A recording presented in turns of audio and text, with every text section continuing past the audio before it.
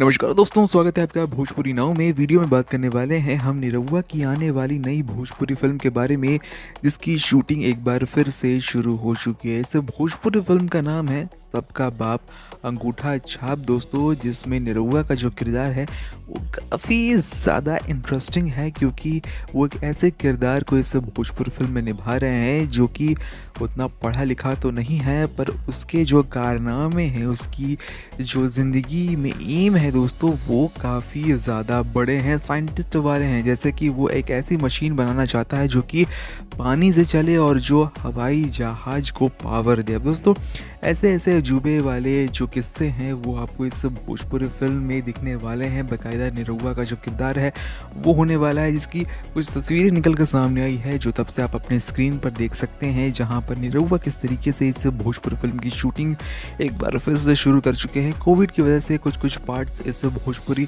Film के दोस्तों shoot नहीं हो पाए थे। बताया जा रहा है कि इस भोजपुरी फिल्म में अक्षरा सिंह जो हैं वो निरहुआ के साथ होने वाली हैं, और देख ही सकते हैं कि किस तरीके से इस भोजपुरी फिल्म की शूटिंग एक बार फिर से शुरू हो चुकी है। संजय पांडे के साथ इस भोजपुरी फिल्म सबका बाप अंगूठा छाप के सेट पर किस तरीके से निरहुआ जो है वो अपनी एक्टिंग की दमदार परफॉर्मेंस दिखा रहे हैं। साथ ही साथ पराग पाटिल जो कि इस भोजपुरी फिल्म को डायरेक्ट कर रहे हैं वो भी है मौजूद दोस्तों, और वो डायरेक्शन कर रहे हैं निरहुआ के किरदार का, कि निरहुआ जिस तरीके से एक्टिंग कर रहे हैं और जिस तरीके का किरदार वो चाहते हैं वही निकल कर सामने है। और बखूबी दोस्तों यहाँ पर काम चल रहा है इस भोजपुरी फिल्म सबका बाप अंगूठा छाप की। तो दोस्तों, फसल को कंप्लीट करने के बाद जो भोजपुरी फिल्म थी जो कि किसानों के ऊपर होने वाली है, उसे कंप्लीट करने के बाद अब ये जो फिल्म है जिसका नाम है सबका बाप अंगूठा छाप, जिसकी आधी अधूरी शूटिंग अभी बाकी थी, वो दोस्तों अब पूरी करने में